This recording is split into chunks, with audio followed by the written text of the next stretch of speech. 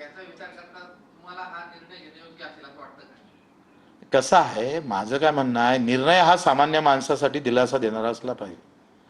बच्चू कडूचा मान सन्मान, त्याची प्रतिष्ठा नाही तर सामान्य माणसाचा आवाज बुलंद होत असेल तर तो घेतला पाहिजे.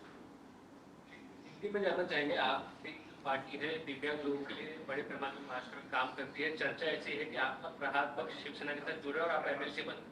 ना, ऐसा कुछ नहीं है।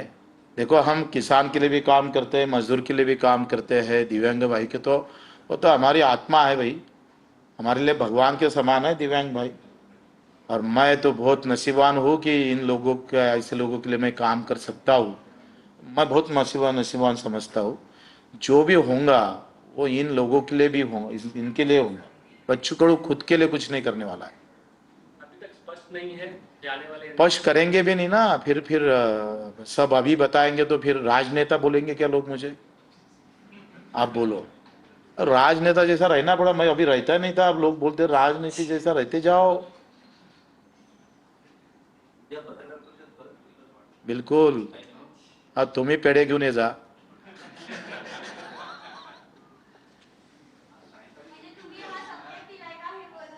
नाही नाही, आता हे सहज बोललो आपण.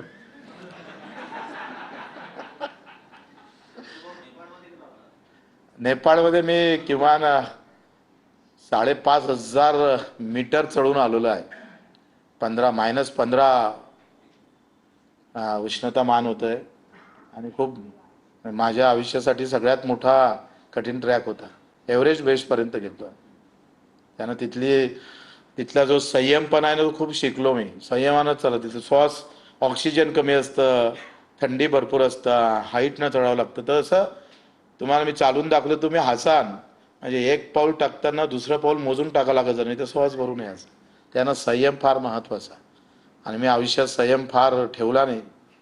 आता त्या गेलो तेव्हापासून संयम ठेवायला लागलो आणि गौतम बुद्धांच्या भूमीत गेलतोय.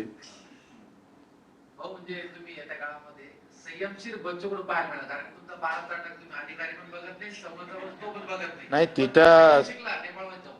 तिथं संयम मी ठेवणारच नाही.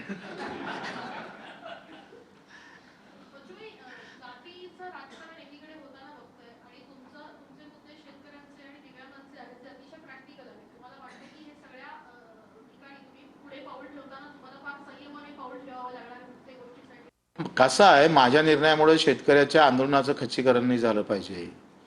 कसं जातीच्या साठी लढलो असतो ना आम्ही, तर आम्हाला ही वेळच नाही आली असती. पण मूर्खता आहे ते या सध्याच्या ह्याच्यामध्ये, जो जात के लिए धर्म के लिए नहीं लढेगा वो मर जाएगा. आणि मग ते लढलंय तरी पैसा, राजकारण पैशाचं फार महत्त्वाचं झालं आहे. नाही तर आमच्यासारख्यावर 350 गुन्हे कोणावर दाखल आहे?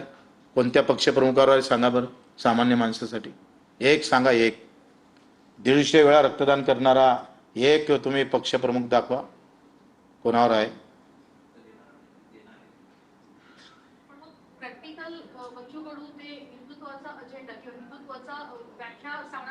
कसं आहे, धार्मिकता म्हणजे माझं म्हणणं आहे का, धर्म, मी माझ्या हिंदू धर्माचा आहे, मी त्याचा अभिमान गर्व ठेवत असेल.